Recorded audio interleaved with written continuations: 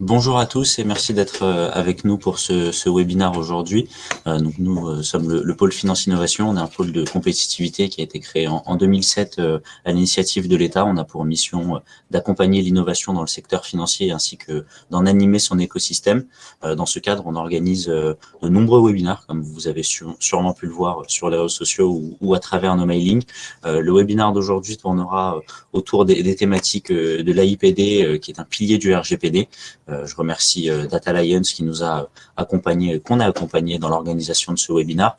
Webinaire qui s'organisera en trois parties distinctes. La première sur l'importance de communiquer et de sensibiliser en interne sur l'intérêt d'une IA AIPD, pardon. La deuxième sur le partage des méthodes et approches permettant sa réalisation. Et enfin, les bénéfices de sa réalisation. Donc, sans plus tarder, je vais laisser la parole aux intervenants en vous remerciant encore une fois à tous, spectateurs et intervenants, d'être avec nous ce matin et en vous souhaitant un excellent webinaire à tous. Bonjour à tous, merci Hugo. Je me présente moi-même Marjorie Mangeau-Migliori du cabinet Comet Consulting et de sa startup Data Alliance. Nous sommes ravis de vous accueillir aujourd'hui pour cette première édition des webinaires Data Alliance qui donc sont réalisés en partenariat avec France Innovation. Aujourd'hui, nous avons choisi un sujet d'actualité, les PIA ou AIPD, qui, comme nous le savons tous, ont fait l'objet d'un seuil de tolérance quant à leur réalisation par la CNIL, qui était jusqu'au 25 mai dernier, donc 3 ans après l'adoption du RGPD. Aujourd'hui, nous avons donc le recul et l'expérience nécessaires pour pouvoir en discuter.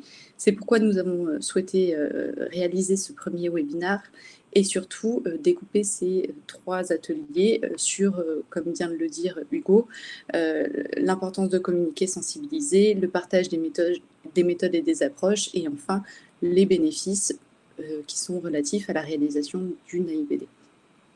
Avant de commencer le premier atelier, je vais laisser les intervenants faire un premier tour de table. Voilà, je vous remercie à tous. Non. Bonjour, David Mettel, fondateur de Comet Group.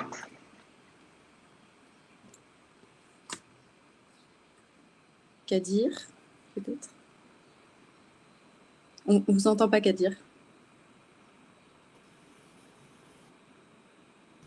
Excusez-moi, bonjour Kadir Abdoul, je m'occupe de l'audit interne au sein du groupe de protection sociale B2V et je suis aussi accessoirement enseignant formateur sur les sujets d'audit et de maîtrise des risques. Merci Kadir. Corinne, peut-être? Oui, bonjour, Corinne Janvrin. Moi, je suis DPO du groupe Prévoir, donc qui est une société d'assurance de personnes. Merci. Et Stéphane? Bonjour à tous, donc Stéphane Junior Pécheux, consultant conformité spécialisé en protection des données chez Comet Consulting. Je vous remercie à tous. Je vous propose du coup, sans plus tarder, puisque donc, Paul-Olivier va nous rejoindre d'ici une seconde, puisque c'est dû à un petit problème de connexion. Je vous propose d'entamer donc, le premier atelier qui donc, relève de l'importance de communiquer et de sensibiliser en interne sur l'intérêt d'une AIPD. Donc, Paul-Olivier a de légers problèmes de connexion, mais il participera à cet atelier. A priori, les problèmes de connexion sont réglés si je supprime l'image. Ce qui semble être le cas. Est-ce que tout le monde entend? On vous entend. Bon, bah, c'est parfait, on peut continuer. Donc David Medel, donc fondateur de Comet Group, on est ravi de participer à ce premier webinaire à travers notre entité Data Alliance. Et pour ceux qui nous découvrent, Comet Group regroupe 2 activités. Une première activité, la plus ancienne, est celle de nos cabinets de conseil qui s'appelle Comet Consulting, créé en 2010 et qui est spécialisé dans le secteur des assurances et de la protection sociale. On intervient sur la conformité réglementaire, le data management et le pilotage de projet. Et la seconde, donc celle qui nous réunit aujourd'hui, Data Alliance, est une start-up qui a été créée en 2018 et dont l'objectif est de répondre à la problématique suivante: comment identifier les réglementations et les normes relatives à la gestion des données auxquelles mon entreprise est soumise, et comment construire un plan d'action couvrant l'ensemble des exigences réglementaires qui me permettra d'être conforme. Donc, c'est une plateforme modulaire SaaS avec notamment 2 modules spécifiques au RGPD, un module pour un espace de travail pour les DPO, et un espace de travail pour les utilisateurs souhaitant bénéficier d'un cadre normé pour évaluer un dispositif RGPD. Ce premier atelier porte sur l'importance de communiquer, de sensibiliser en interne sur un AIPD. Donc, on démarre tout de suite par la terminologie, même si on est sur une discipline, une thématique récente avec le RGPD. On a eu progressivement le DPIA, le PIA en anglais, l'AIPD et le AIVP au niveau de la terminologie. Et puis, on se rend compte, enfin, on a constaté lors de nos interventions qu'il y avait parfois une compréhension différente de ces terminologies auprès de nos clients. D'une part, donc DPIA, Data Protection Impact Assessment, qui a donné en français analyse d'impact à la protection des données, AIPD, et ensuite PIA, donc Privacy Impact Assessment, qui a donné EIVP, étude d'impact sur la vie privée, le plus utilisé étant le PIA en Europe comme en France d'ailleurs.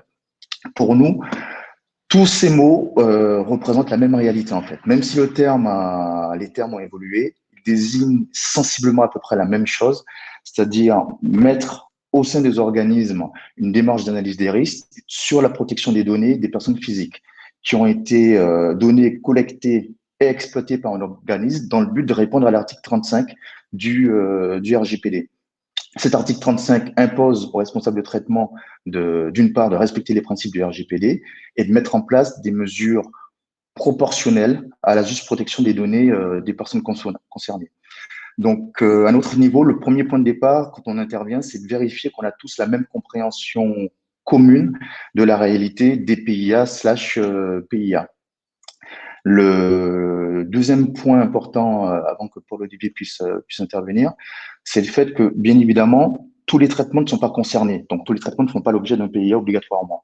Donc, c'est là aussi, en termes d'approche, être en phase en interne avec nos clients sur ce qui rentre ou pas, sur la qualification d'un traitement devant faire l'objet d'un PIA, et doivent faire l'objet d'un PIA, tous les traitements susceptibles d'engendrer un risque élevé pour les droits et libertés des personnes physiques en cas d'utilisation malveillante. C'est-à-dire, par risque élevé, ça dépend de la nature des données collectées, de la typologie des données collectées, de la portée du traitement, du contexte et des finalités du traitement. Et on se pose la question, en interaction avec les clients, si on inverse l'angle d'attaque, c'est-à-dire qu'est-ce qui se passerait si, en cas de perte des données pour la personne concernée? La réponse allant de rien jusqu'à une situation pouvant être tragique. Et dans l'actualité, on a vu que les hôpitaux français subissaient pas mal de cyberattaques sur en termes de ransomware pour bloquer les dossiers des patients.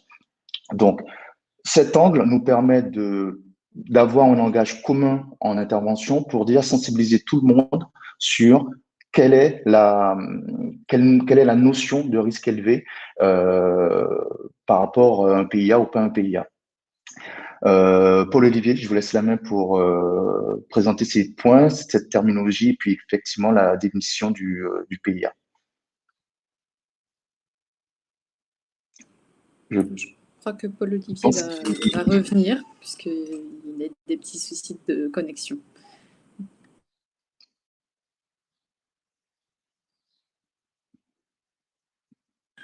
Bon. Voilà. Est-ce que vous m'entendez? C'est bon. Bon, c'est à vous, Paul. J'ai pu entendre un petit peu. Alors, comme je ne suis pas un grand habitué de Livestorm, c'est-à-dire qu'il y a tellement de logiciels, de logiciels qui sont censés permettre de faire de la vidéoconférence. Donc, en fait, j'étais présent, mais j'avais oublié de cliquer sur participer.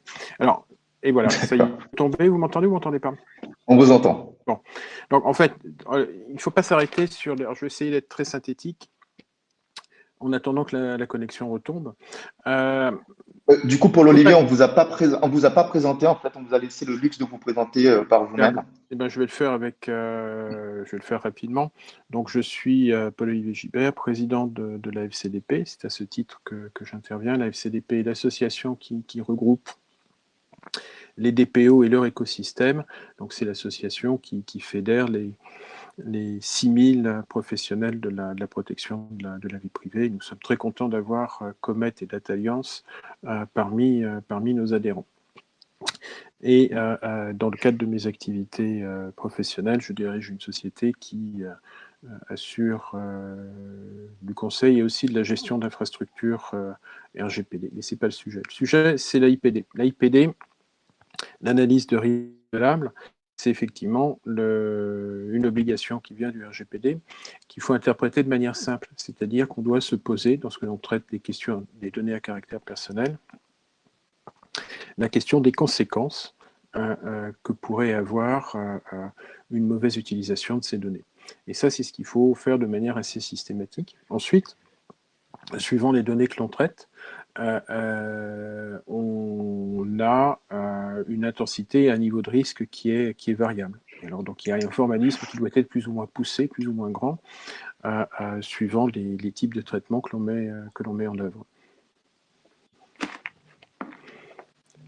Donc ça, c'était pour les aspects de terminologie. À quoi ça sert? David, allez-y. Pardon, ça a coupé. Alors, je vous proposais d'y aller pour ce nouveau slide. À quoi ça sert? Ça sert donc on a différents angles de vue. À quoi ça sert? Donc déjà, ça sert, comme je l'ai dit. Et je pense que ça a dû couper. En fait, j'ai déjà précisé à quoi ça servait. C'est c'est toute la partie où on a un risque élevé en cas d'une perte de données, d'une fuite accidentelle ou malveillante, d'ailleurs, des données sur l'impact que ça pourrait représenter sur la personne concernée. Donc, c'est un critère et c'est une évaluation potentiellement basique, simple, pleine de bon sens, mais pour lequel, en fait, on oblige à se positionner à la place de la personne concernée et ne pas avoir ne pas regarder uniquement du prisme de l'entreprise qui a collecté et qui a des finalités, qui a des objectifs de traitement de ces données, mais de se mettre à la place de la personne concernée.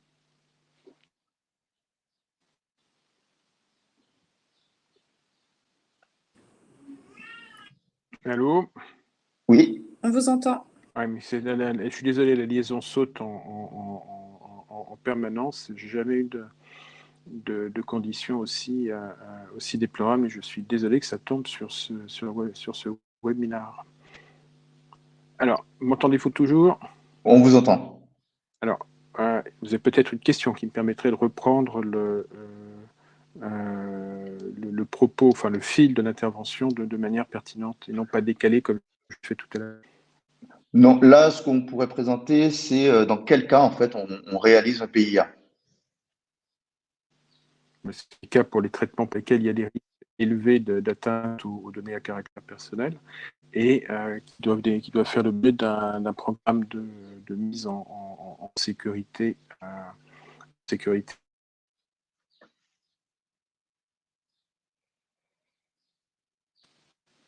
Allô?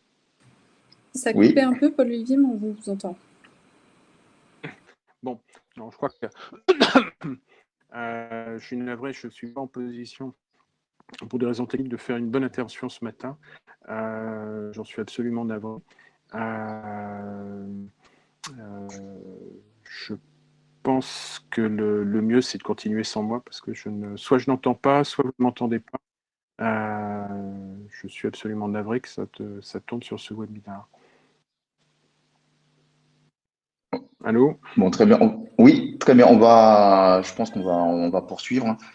Poursuivez, oui. Si ça s'améliore, n'hésitez pas éventuellement, à si les conditions s'améliorent, je me reconnecte et j'interviendrai de manière la moins perturbatrice possible pour le webinaire. Mais je crois que le mieux maintenant, c'est peut-être de laisser la parole à ceux qui ont de bonnes connexions. Et avec toutes mes excuses pour ce problème qui n'avait pas, qui est apparu un peu tardivement. Désolé. Et à bientôt. Merci beaucoup, Paul-Olivier. Je vous propose, David, peut-être de reprendre sur cette partie. Donc, je vais poursuivre et puis accélérer, puisque effectivement, on a que 15 minutes par atelier. Donc, dans quel cas dans quel cas réaliser un PIA? Idéalement, avant la mise en œuvre de nouveaux traitements. Et là, on touche le privacy by design, ou en cas de modification d'un processus préexistant où un PIA a déjà eu lieu, mais si la modification est suffisamment conséquente, remet en cause les finalités qui ont été préalablement présentées aux personnes concernées, il faut réaliser un PIA. Et puis, de manière plus classique, communément, tous les 3 ans.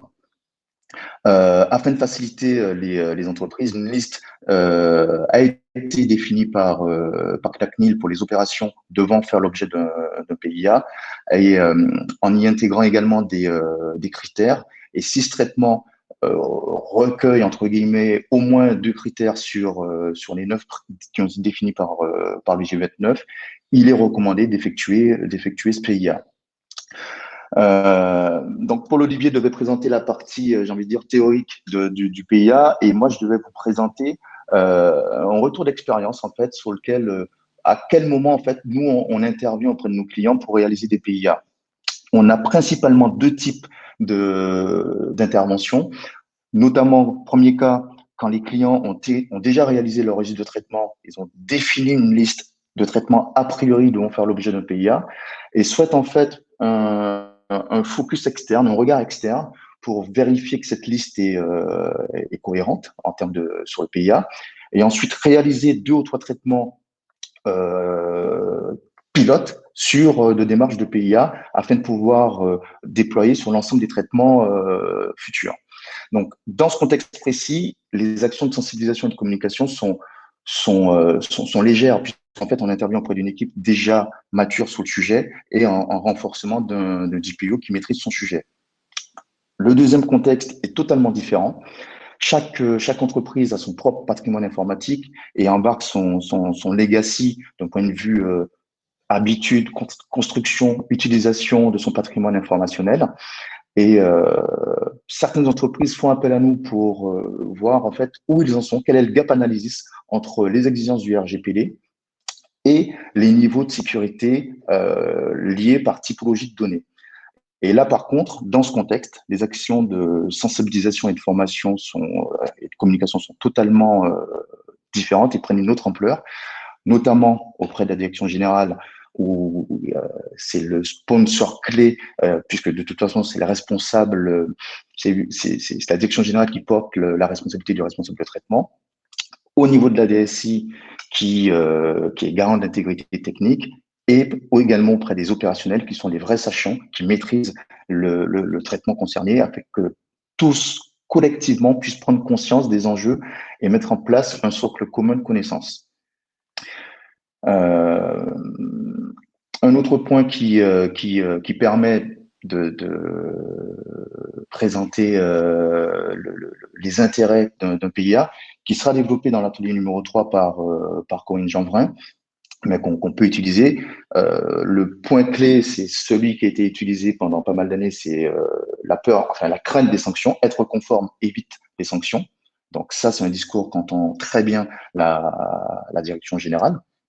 Forcément, ça leur parle et ça permet de mettre en face et d'allouer les bons budgets pour mener ces projets. Il ne suffit pas en fait de mettre en place un DPO et de se dire voilà, je suis conforme au RGPD. Le DPO n'est que le chef d'orchestre du dispositif. Mais ça sert également en fait à renforcer l'image des sociétés. Comme vous voyez le baromètre annuel d'Allianz qui présente les risques d'entreprise. Vous avez dans le top 10 tout ce qui est lié aux risques de destruction de réputation d'image, les risques de sanctions forcément et les risques inhérents à une cyberattaque. Donc, une entreprise qui a bien œuvré et qui a bien mis en place son dispositif et qui est conforme au RGPD peut s'en servir pour établir une sorte de contrat de confiance numérique avec ses adhérents ou ses clients, si on parle de compagnie d'assurance, et on peut considérer le RGPD comme une sorte de certification, de labellisation de ce contrat de confiance numérique. D'autres entreprises se servent du RGPD dans leur système d'évaluation des tiers avec lesquels elles travaillent. que ce soit dans délégation de gestion, en sous-traitance, délégateur de gestion ou partenaires commerciaux, surtout quand il y a des échanges de données, afin d'avoir justement cet écosystème de confiance. Et puis, dans le PIA, dans la démarche du PIA, on a un principe que je trouve vertueux, ce qui est la nécessité de collecter et de traiter que les données strictement nécessaires par rapport à la finalité présentée. C'est-à-dire qu'en appliquant ce principe, les entreprises auront dans leur système d'information finalement des données mieux ciblées, mieux catégorisées et donc des process mieux maîtrisés et forcément des mesures de protection adaptées au type de données liées à la circulation des données. Du fait, on passe d'une logique quantitative anciennement, plus à une logique qualitative avec moins de données, mais en tout cas mieux sécurisées.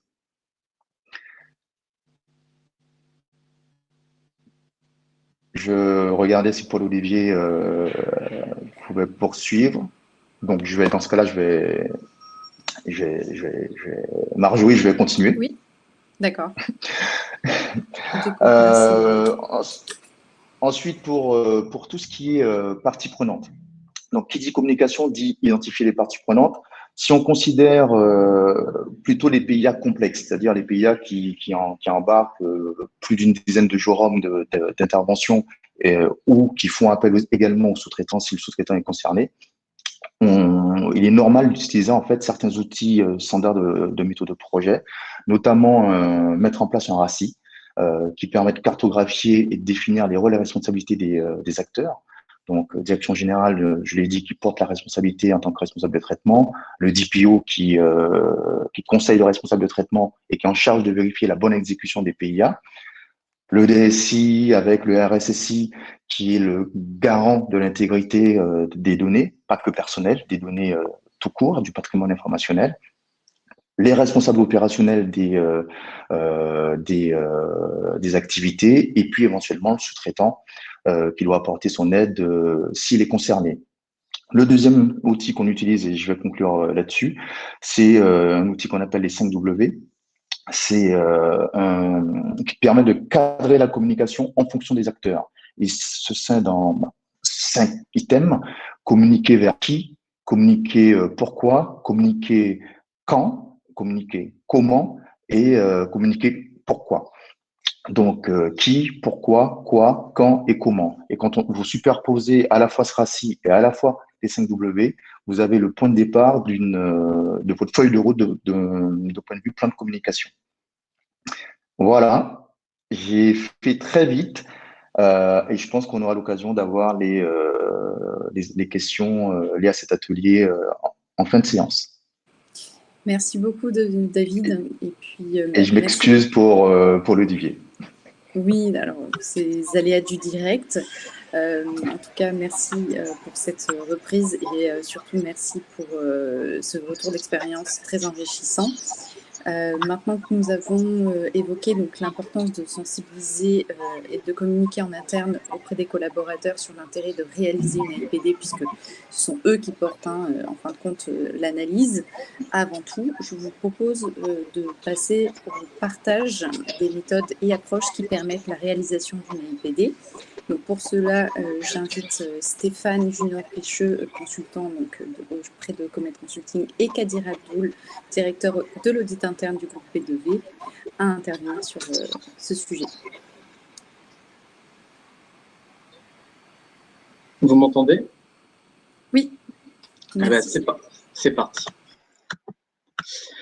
Donc, à titre liminaire, je souhaiterais insister sur un fait indubitable. En effet, on ne peut pas douter du fait qu'une AIPD soit une bonne pratique. Il faut par conséquent la généraliser plutôt que l'éviter à tout prix. À ce titre, il existe une phase préalable à la réalisation d'une AIPD. Il s'agit de savoir comment déterminer s'il est nécessaire de réaliser cet exercice. Pour ce faire, comme l'a dit David, des outils ont été partagés pour accompagner les divers responsables de traitement, tant au niveau européen via les 9 critères du G29 que le RGPD en tant que tel, qu'au niveau national via les 2 listes publiées par la CNIL. Ces outils permettent de constituer un faisceau d'indices sur le fait qu'un traitement est susceptible d'engendrer un risque élevé sur les droits et libertés des personnes. Ce sont des outils à combiner. On peut donc citer 3 outils permettant de déterminer si une AIPD est nécessaire. Ceci constitue, disons, une première approche, une première méthode. Donc, les 9 critères du G29, issus de ces lignes directrices en date du 4 octobre 2017. Donc, il est d'usage de conseiller qu'un traitement réunissant au moins 2 critères est suffisant pour affirmer qu'un tel traitement nécessite une AIPD. Nous avons également les 3 cas visés par l'article 35-3 du RGPD, respectivement petit a, petit b, petit c. Il s'agit d'une combinaison de plusieurs des critères susvisés. Dès lors qu'un traitement correspond à l'un des 3 cas, donc petit a, petit b ou petit c, alors le traitement nécessite la réalisation d'une AIPD. Et enfin, les 2 listes CNIL. La CNIL a publié une liste de traitements pour lesquels une AIPD est requise en novembre 2018 et une liste de traitements pour lesquels une AIPD n'est pas requise, le 12 septembre 2019. Ceci dit, comme j'ai pu le dire, ces outils permettent de constituer un faisceau d'indices sans pour autant permettre de déterminer si un traitement est effectivement susceptible d'engendrer un risque élevé ou non pour les personnes concernées. Ainsi, il faut aller plus loin dans ce qu'on pourrait appeler un pré-DPIA. Et ceci constitue une première bonne pratique. Réaliser une réelle étude de la criticité de chaque traitement de données en couplant cette analyse aux outils susvisés. Ceci met en exergue un incontournable à toute bonne conformité, la conformité RGPD n'y échappant pas. L'approche par les risques est une réelle clé de voûte de l'AIPD. Un exemple type, un traitement peut correspondre à un seul critère du G29 et pourtant être également susceptible d'engendrer un risque élevé pour les droits et libertés des personnes. À ce titre, une AIPD sera nécessaire. Identifier, c'est bien, encore faut-il utiliser une démarche appropriée. Je laisse donc Kadir aborder l'approche par les risques. Merci Stéphane, bonjour à tous. Je vais essayer de vous faire partager un retour d'expérience qui va me permettre de, quelque part, juste... Voilà. Est-ce que les autres pourraient couper leur micro, s'il vous plaît? Merci beaucoup. Et donc, oui, je disais, je vais simplement essayer de vous raconter un petit peu un retour d'expérience qui est celui finalement du groupe de travail IFACI qu'on a mis en place et auquel a participé Marjorie ici présente et qui nous a permis de répondre à la question qu'on s'était posée au tout départ, il y a 3 ans. Comment se mettre en conformité, comment maîtriser les risques et comment réussir à mettre en place un dispositif pour assurer une assurance raisonnable. Et la réponse, vous allez voir, et je vais y venir, la réponse, c'est la mise en place d'une approche par les risques. Et je terminerai en vous citant les quelques référentiels à utiliser. Et donc, pour faire simple, il y a quelques années, lorsque le règlement général est sorti, la première question, c'était finalement comment on se met en conformité. C'était même la question des dirigeants. Deuxièmement, il fallait mettre en place un certain nombre de dispositifs. Et finalement, la question de fond, c'était finalement par quel bout on le prend, comment on attaque le sujet. Et à l'époque, je me souviens, il n'y avait pas beaucoup de littérature. Au mieux, il est sorti un guide d'audit qui a été publié par l'AISACA, l'Association des auditeurs informatiques monde, mais qui était une fois de plus quelque chose de très technique, mais qui donnait finalement une checklist, mais pas forcément la démarche.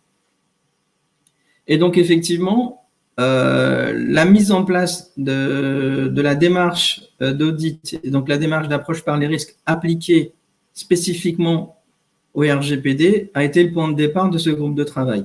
C'est une démarche que j'ai eu l'occasion de présenter à la conférence européenne des auditeurs informatiques au mois de septembre. Et à l'issue, je suis venu avec ce projet et je l'ai présenté à l'IFACI. Et ensuite, on a monté le groupe de travail. Et vous allez voir que la réponse était un groupe pluridisciplinaire composé d'auditeurs, de consultants, de risk managers, de DPO, de data managers, de ce qu'on appelle les CISO, le RSSI, les responsables de la sécurité des systèmes d'information. Et là, finalement, la réponse était de dire, OK, finalement, c'est quoi l'article, comment on le lit, comment on l'interprète, et on s'est rendu compte qu'autour de la table, toutes les personnes, on n'avait pas forcément le même prisme. Par contre, on avait en commun un seul point, qui était la démarche d'approche par les risques.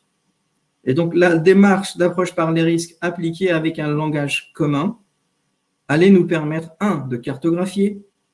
Donc, cartographier signifie simplement identifier les différents scénarios applicables à l'organisation en matière d'impact et de probabilité d'occurrence sur l'organisation.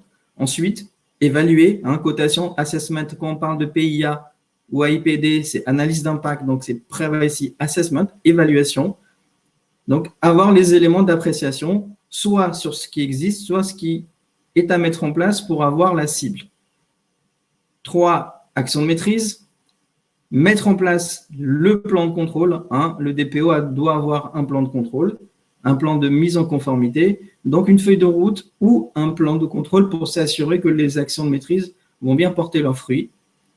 Et ensuite, évidemment, surveiller, évaluer. Et donc, là, je vais rapidement passer sur la partie référentielle parce que je pense que c'est ça qui va vous intéresser en termes d'output. Mais vous voyez bien, c'est cette démarche-là appliquée qui va nous permettre de confirmer et qui nous a permis de confirmer à travers ce guide maîtriser, auditer les risques RGPD. Et j'insiste bien sur le maîtriser.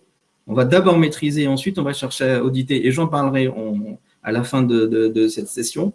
C'est d'arriver à utiliser les différents référentiels de place, non pas pour les appliquer, mais pour s'en inspirer et pour essayer d'avoir la vision la plus juste pour cartographier, pour coter et pour mettre en place. Ces référentiels, quels sont-ils? Ça, c'est assez facile. Vous avez le 31000 qui est la démarche de risk management. Le 31000, l'ISO 31000 ou le COSO 2 de la Morae vous dit simplement quelles sont les bonnes pratiques en matière de maîtrise des risques. Une fois de plus, l'approche par les risques permet d'identifier les risques principaux et de s'assurer que des actions de maîtrise sont en place et d'assurer leur mise en œuvre et leur suivi. C'est un langage. Voilà. Les personnes les mieux placées dans une organisation pour ça, ce sont les risques managers, les contrôleurs, notamment, et les auditeurs, évidemment. L'autre référentiel qu'il faut utiliser, c'est l'ISO 27001, 27002. C'est le référentiel phare de la sécurité des systèmes d'information. Je vais aussi vous parler du 27005 qui vous permet simplement d'expliquer la méthode spécifique à appliquer pour la gestion des risques à la sécurité de l'information. Lorsqu'on fait une analyse de risque, on va parler des PIA. Dans PIA, vous allez avoir différents sujets. Et effectivement, le 27005 va beaucoup vous aider à faire l'analyse de risque. Et évidemment, l'ISO 27701, le dernier arrivé dans la famille ISO, et la famille de la sécurité de l'information, qui sont des mesures techniques à mettre en place sur la donnée individuelle, sur la donnée personnelle. Et je serais incomplet si je ne vous parlais pas de la data governance. Il faut évidemment aussi regarder un petit peu comment est géré le cycle de vie de la donnée. Et donc, pour ça, évidemment, vous avez un référentiel ISO, mais vous en avez d'autres aussi. Vous avez l'ISO 8000, vous avez le Data Governance Institute qui vous donne un cadre, mais l'idée de ces référentiels-là n'est que, d'avoir une approche, une démarche pour essayer de compléter le document final qui est l'analyse d'impact sur la data privacy. Et donc, c'est bien en mettant en place et en s'inspirant des bonnes pratiques qu'on va arriver à remplir le document modèle qui est l'analyse d'impact et que ça va nous permettre de faire quoi? Ça va nous permettre simplement, d'identifier, de prioriser, de faire les analyses qui vont bien en matière de cycle de vie de la donnée, de faire les analyses qui vont bien en matière de sécurité et surtout d'identifier les actions de maîtrise existantes ou à mettre en place et de les inscrire dans une feuille de route. J'insiste lourdement sur la feuille de route. Donc, effectivement, ça, ce sont les référentiels à appliquer. Et l'idée, là, je vais céder la parole à Stéphane qui va vous expliquer finalement le comment. On a vu quoi? On a vu les méthodes. Maintenant, comment la mettre en musique? Alors, merci Kadir. Je vais me permettre un léger rappel. Donc, pour la CNIL, un risque sur la vie privée est un scénario décrivant deux choses. Donc, un événement redouté qui peut passer par une atteinte à la confidentialité, à la disponibilité ou l'intégrité des données et ses impacts potentiels sur les droits et libertés des personnes, et toutes les menaces qui permettraient qu'il survienne. Pour déterminer s'il est élevé ou non, ce risque est estimé en termes de gravité et de vraisemblance.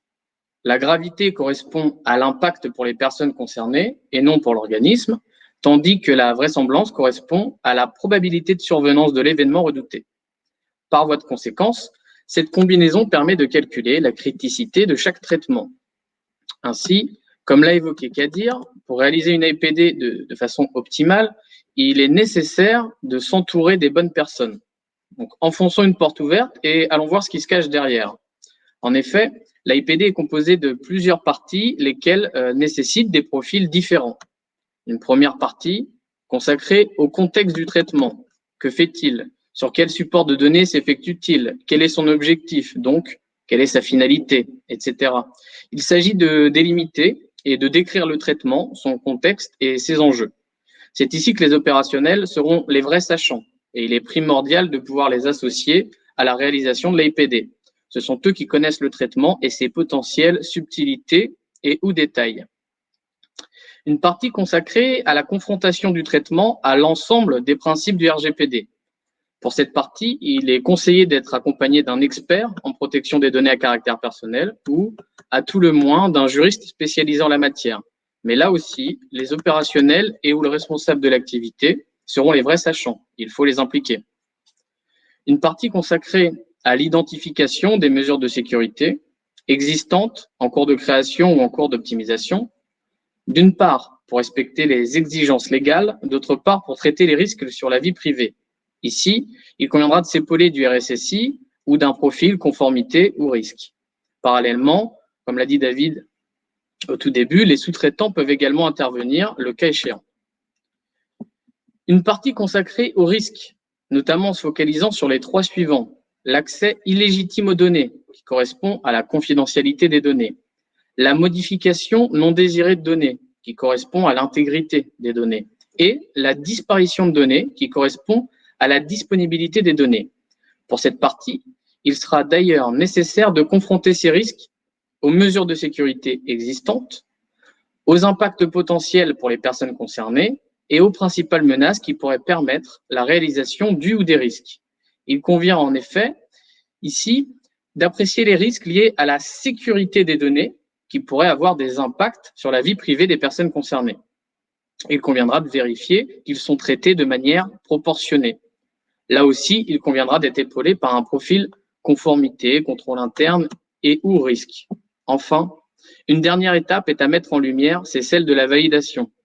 Pour rappel, le DPO est censé être l'animateur du dispositif et pas forcément un contributeur direct. Aussi, c'est bien le responsable de traitement qui est le responsable ultime de l'AIPD, puisqu'également responsable de sa propre conformité RGPD. Le DPO pourra venir en dernière lame pour valider l'AIPD, pourra d'ailleurs décider de valider la manière dont il est prévu de respecter les exigences légales et de traiter les risques, ou bien refaire une itération des étapes précédentes. En effet, la conformité RGPD doit être une démarche d'optimisation constante. Il faut analyser, ajuster et continuer à assurer une conformité permanente. Pour vous éclairer, je vous laisse entre les mains de mon cher Kadir, pour qui ces sujets sont de réels sujets de prédilection. Merci Stéphane. On nous indique que le timing est short, donc je vais essayer de passer quelques messages clés. Donc l'idée maintenant qu'on a construit, qu'on a mis en œuvre, qu'on a mis en place un dispositif, maintenant c'est de savoir est-ce que ce dispositif permet de répondre aux objectifs. Rappelons, l'objectif, c'est de se mettre en conformité avec la réglementation. Et que ce dispositif, rappelons quand même, ça c'est aussi un message clé, le RGPD n'a que 3 ans. C'est très important de le rappeler. Donc, quoi de plus facile que de faire un audit interne ou externe, mais finalement de faire un audit, et en audit, la définition pure et simple, c'est une évaluation objective, indépendante, basée sur une démarche d'approche par les risques. On a parlé de l'approche par les risques. Donc, l'idée, c'est simplement de se dire, OK, on a mis en place quelque chose. Je voudrais m'assurer, moi dirigeant, moi DPO, moi risque manager, je voudrais m'assurer que le dispositif, il est fonctionnel. Là-dessus, il convient de se faire auditer, peut-être sur la partie fondation. Hein, une fois de plus, l'idée, c'est pas d'auditer le comment tout de suite, c'est déjà de s'assurer dans un premier temps que les fondamentaux, hein, que les fondations sont bien en place. Donc, évidemment, pour y parvenir, il faut s'appuyer sur des auditeurs qui disposent de compétences, hein, au même titre que le DPO qui doit avoir des connaissances. L'auditeur, pour auditer de manière pertinente, doit disposer des compétences en matière du RGPD, en matière de gouvernance de données, en matière de sécurité des systèmes d'information, pour arriver à finalement regarder si la photographie globale permet de s'assurer que le dispositif qui est jeune, est-ce qu'il est en mode run, est-ce qu'il est en mode construction, où est-ce qu'il en est? Et ensuite, éventuellement, à travers une démarche d'audit et à travers une démarche qui a permis d'identifier les risques importants, et là, si on est sur le dispositif et les fondamentaux, c'est de vérifier, le dispositif de fonctionnement, la désignation, les compétences des personnes, l'implication des parties prenantes, la sensibilisation, l'existence d'un premier rapport, voire d'un deuxième rapport du DPO, et donc de s'assurer à travers ces éléments-là et identifier les éventuels axes d'amélioration, et surtout, à travers l'analyse causale, proposer des actions d'ajustement pour améliorer le dispositif. Une fois de plus, l'idée, c'est pas de dire ça va pas, l'idée c'est de dire voilà les axes d'amélioration pour faire mieux. Et évidemment, pour faire mieux, il faut avoir appliqué une démarche. Deuxièmement, mais on n'y est pas encore, c'est une fois que le dispositif est continu, là l'audit interne et externe, pardon, ça c'est une déformation professionnelle, va aussi s'appuyer sur une démarche pour identifier les points clés en build. Si je peux résumer, c'est l'exercice de droit, la conservation des données, la purge des données, le consentement, hein, la politique de cookies, ça vient d'arriver il n'y a pas longtemps, on avait jusqu'à fin mai, je crois, pour se mettre en conformité. Et donc, l'idée, c'est aussi de s'assurer que ces dispositifs-là, bien évidemment, s'ils ont été déployés, de faire quelques tests et de vérifier, est-ce que ça fonctionne? Si ça ne fonctionne pas, essayez la cause. Et la cause peut être, on n'a pas identifié cet élément dans l'analyse de risque, on n'a pas identifié cette mesure de sécurité complémentaire, et donc, une fois de plus, d'aider à améliorer le fonctionnement du dispositif. Et je terminerai simplement, parce que je vois encore passer des messages, effectivement, pour s'assurer que le dispositif fonctionne, il est conseillé dans les bonnes pratiques d'auditer un dispositif tous les 5 ans. Donc, effectivement, moi, ma recommandation serait déjà d'auditer le dispositif en mode de construction pour identifier les actions de maîtrise et après, y aller pas à pas et donc non pas faire un full audit à la fin de la mise en place, mais plutôt faire un audit d'accompagnement. Voilà ce que je pouvais dire et je vais laisser la parole à mon cher Stéphane qui va conclure. Alors, Stéphane, une conclusion rapide peut-être? Rapide. Merci. Donc, l'AIPD doit vraiment être considérée comme une opportunité et non comme une contrainte. Elle est en effet multibénéfique et donc je laisse Corinne et Marjorie aborder ce point. Je te remercie pour la transition. Rebonjour, Madame Jeanvrin. Rebonjour à tous. J'ai la chance de pouvoir interviewer Madame Corinne Jeanvrin, DPO du groupe Prévoir, sur sa vision des bénéfices qu'apporte la réalisation d'une AIPD. Tout d'abord, ma première question, celle que on attend tous, quels sont selon vous les facteurs de réussite dans la mise en place d'un processus de gestion des PIA? Là, je pense qu'il y a beaucoup de choses qui ont été dites sur les premières interventions, hein. Je pense que pour moi, c'est évidemment la sensibilisation de tous les acteurs, de toutes les personnes d'une entreprise, parce que tout le monde peut être concerné. C'est la transcription du règlement dans une procédure opérationnelle qui permet de savoir qui fait quoi. Je pense que ça, c'est assez important, qu'on puisse suivre la procédure et derrière, pour reprendre ce qui a été dit précédemment, la contrôler, l'auditer et vérifier sa mise en place et sa mise en œuvre. c'est évidemment la détermination des acteurs. Hein, je suis tout à fait d'accord avec ce qui a été dit. Le RSSI, les métiers, tous les acteurs les connaisseurs des processus. Voilà. On n'a pas que l'informatique hein, qui doit intervenir sur ces AIPD. C'est en effet tous les métiers qui sont concernés, qui connaissent eux-mêmes les process manuels, parce qu'on doit aussi faire intervenir tout ce qui est process manuel. Voilà, c'est quand même les facteurs au sein d'une entreprise, un sponsor bien évidemment, donc la direction générale, et beaucoup de bon sens. En effet, on se met à la place du client, par exemple, et quelles pourraient être les conséquences et les impacts pour ce client. Je pense que tout le monde peut, au final, y réfléchir et trouver des choses à dire. Voilà. Peut-être un dernier point, ce genre d'intervention, les partages d'expérience entre DPO, c'est important. Ça permet de se rassurer, de voir qu'on est dans la bonne ligne. Voilà, donc je pense que c'est important aussi. Dans la bonne direction, oui. Tout Exactement. À fait. Parfait. Une deuxième question, donc à contrario, quelles sont les principales difficultés pour la réalisation des PIA et surtout, si vous avez des astuces pour les contourner? Alors, c'est complexe un PIA. On l'a vu, il y a beaucoup de choses. Les trois parties sont toutes compliquées. Alors, la première chose, c'est l'évaluation de la nécessité de ce PIA. Donc ça, c'est plutôt le DPO qui va dire est-ce qu'on fait un PIA ou pas. C'est pas toujours évident, malgré les critères, les listes de la CNIL. Voilà, c'est pas toujours simple. Ensuite, il faut souvent découper les traitements. Donc, on veut faire un PIA, mais comment le mettre en œuvre? Est-ce qu'on axe sur une application, par exemple, ou sur une partie du traitement? Voilà, c'est un peu compliqué. Est-ce qu'on peut regrouper des traitements pour que l'analyse d'impact soit plus logique? Il y a pas mal de questions à se poser. Ensuite, on a évidemment l'approche par les risques. C'est pas toujours facile. Les métiers n'ont pas toujours l'habitude. Je pense que ça dépend des entreprises, ça dépend de la maturité, en effet, des entreprises au niveau risque. Voilà, ça c'est pas toujours évident. Et puis après, ce que j'entends évidemment, c'est le travail du DPO. Oui, mais en effet, le DPO est plutôt un chef d'orchestre. Voilà. Mais au final, il faut quand même travailler et s'impliquer. Je pense que c'est important de s'impliquer quand même en tant que DPO parce qu'en effet, on a la connaissance RGPD, on n'a pas les connaissances métiers, on n'a pas forcément les connaissances informatiques, mais c'est un peu plus que chef d'orchestre quand même. Alors, évidemment, il faut démonter toutes ces réticences une par une. Je pense que c'est important et je reviens sur la communication, la sensibilisation.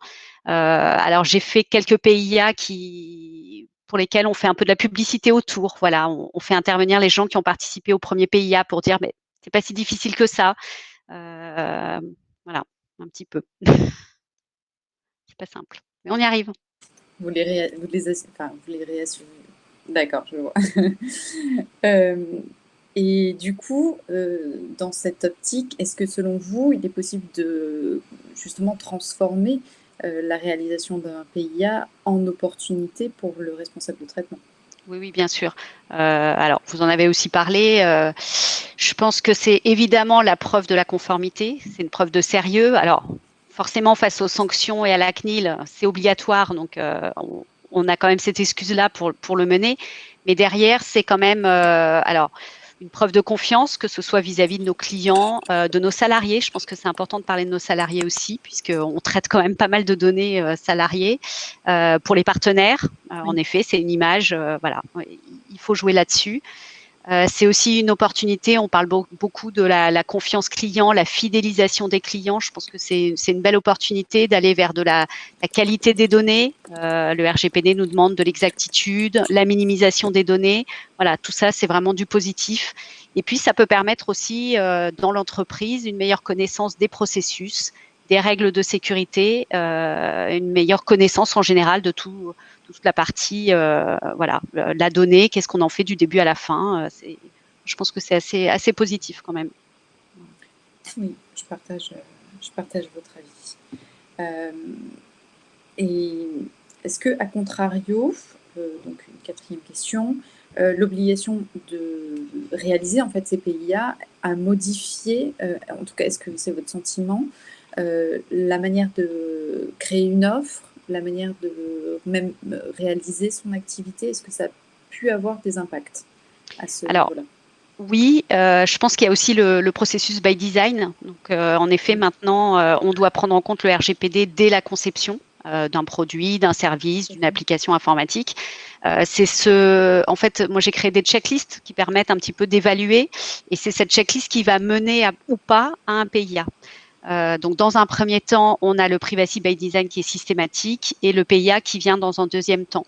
C'est évidemment une charge supplémentaire pour les projets, ça, il ne faut pas se cacher. Oui. Mais par contre, ça garantit vraiment que la protection des données a été prise en compte et on sait bien que le RGPD, c'est vérifier que les mesures adéquates ont été mises en place. Donc voilà, c'est une charge, mais en même temps, ça permet quand même de valider un petit peu cette protection des données et ça commence à rentrer un petit peu dans la logique d'une nouvelle activité ou d'un nouveau service. D'accord. Je vous remercie pour ces partages. Pour finir, en synthèse, si vous aviez donc des points clés à transmettre à un DPO pour réussir son premier PIA, quels seraient-ils? Ouais, alors, on ne se lance pas tout seul. On fait bien appel aux différents acteurs de l'entreprise et notamment, on peut s'appuyer sur des procédures ou des politiques existantes. Alors, je pense en effet au RSSI qui a déjà dû faire des études, alors qui a fait une PSSI peut-être, qui a fait des études sur la disponibilité des données. On parlait d'un des risques vis-à-vis des personnes, c'est la disponibilité des données. Vous pouvez avoir aussi un urbaniste, un architecte qui a fait des cartographies. Il y a aussi la gestion des accès dans les applications. Voilà, il ne faut pas hésiter à s'appuyer sur l'existant. Ça permet d'éviter d'aller un petit peu à la pêche aux informations, ce qui n'est pas toujours facile.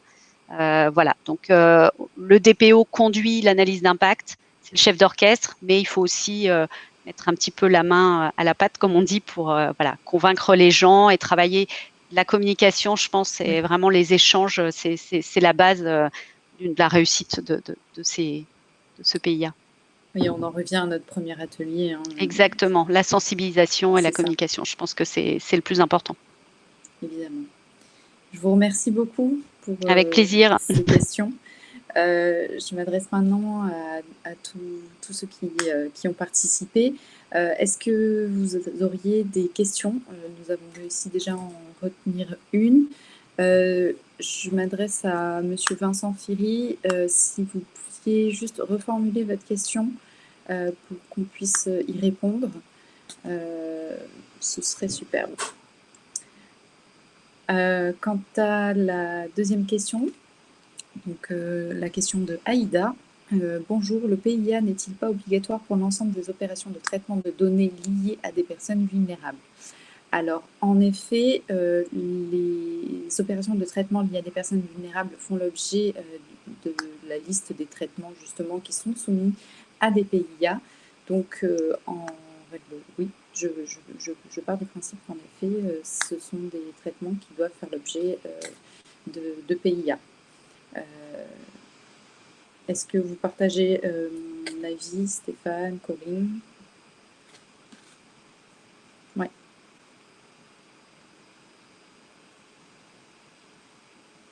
Oui, complètement. Alors, en effet, ça fait partie des 9 critères. Mais c'est quand même, alors quand je pense que ça a été présenté un petit peu avant, il faut pas, dans le doute, il faut la faire, cette analyse d'impact. Voilà, on se dit, bon, on n'est pas tout à fait dans les critères, mais quand même, j'ai un doute, je la fais. Voilà. Ça prend du temps, mais ça permet quand même, je reviens sur le accountability, ça permet quand même de prouver la conformité et je pense qu'au final, c'est un petit peu quand même une des principales raisons pour lesquelles on fait ces analyses d'impact. Je partage cette vision. Alors, ensuite, la question... Merci Vincent pour avoir reformulé. Donc, si l'approche Data Protection by Design by Default a déjà été utilisée pour maîtriser les risques liés au traitement, une DPIA est-elle malgré tout obligatoire ou est-elle fonction des risques résiduels que le DPO estimerait pas suffisant de couvrir? Peut-être que je vous laisse répondre à cette question, Madame Gendrin. Oui, alors pour moi, le PIA va beaucoup plus loin que le by design et by default. C'est vraiment dans le PIA qu'on évalue les scénarios de risque et qu'on évalue un petit peu les protections qu'on met pour contrer ces risques. Voilà, c'est pas tout à fait dans le by design. Donc pour moi, voilà, le by design me permet d'évaluer un petit peu le traitement. Mais le PIA permet vraiment d'évaluer ces risques et les mesures de protection qu'on met autour. Voilà. Et de décrire les scénarios de risque, ce qui n'est pas le cas dans le by design. Stéphane? Oui, c'est ça. Enfin, si je peux me permettre, c'est exactement ce que je voulais dire. Pour moi, le by design ne permet pas de maîtriser les risques. Donc forcément, c'est pas la même chose. Donc les deux sont vraiment complémentaires. Et juste pour compléter le point, c'est le privacy by design, ça va concerner finalement quelque chose qui va être construit à partir de maintenant. Or, la question du stock se pose aussi. Une fois de plus, c'est pour ça que tout à l'heure, on a lourdement insisté sur la démarche d'approche par les risques et les différents référentiels. L'idée, c'est simplement d'identifier en quoi le règlement général à la protection de données s'applique à l'organisation, quels sont les risques métiers qui sont impactés, quels sont les traitements associés. Et sur ces traitements-là, on va regarder. Et évidemment, les deux approches, pour moi, sont complémentaires. Et n'oubliez pas qu'à l'issue d'un PIA, déjà, on fait un PIA parce qu'on identifie qu'il y a des critères qui permettent de qualifier et de déduire qu'il faut faire une analyse d'impact. Et cette analyse d'impact va forcément nous permettre d'identifier des actions à mettre en place ou de s'assurer que ces actions sont déjà mises en place. Donc, les deux mesures, pour moi, sont vraiment complémentaires. Et limite, il faut compléter les deux choses pour avoir finalement une appréciation du risque d'impact en matière d'analyse de sécurité, que ce soit en termes d'organisation, en termes techniques, en termes projet, en termes de sécurité, enfin voilà, tous les sujets qui tournent autour de la data doivent, après toutes ces analyses et après l'intervention de tous les acteurs, permettre de répondre à la question « je n'ai pas » ou « j'ai une certitude que » ou « j'ai une assurance raisonnable que je n'ai pas de risque résiduel ». Ou si j'en ai un, j'ai déjà identifié quelque chose à mettre en place. Merci Kadir. Est-ce qu'il y aurait une dernière question? En tout cas, je ne vois pas. Écoutez, si jamais vous avez d'autres questions, n'hésitez pas à nous contacter. On pourra essayer de répondre par mail. Je vous précise également qu'une synthèse du webinaire est disponible pour ceux qui le souhaitent. Donc, merci de nous écrire en ce sens si vous le souhaitez. Je remercie tous les intervenants pour la qualité de leurs interventions et pour toutes les informations qui nous ont été transmises. Et puis, merci à tous les participants d'avoir été présents et réactifs. Effectivement, merci à tous pour vos interventions, d'avoir répondu aux questions aussi. Le lien du replay sera disponible sur ce même lien et aussi sur notre chaîne YouTube. J'imagine que vous aussi, vous diffuserez le lien de ce replay. Pamela et Marjorie, n'hésitez pas, si vous avez d'autres questions, à nous contacter au pôle ou directement Data Lions. On sera un plaisir de vous assister. Encore merci à tous les intervenants. En vous souhaitant une bonne journée et à très vite. Merci beaucoup, bonne journée. Merci, au revoir. Merci, au revoir. Bonne journée à tous. Au revoir. Au revoir.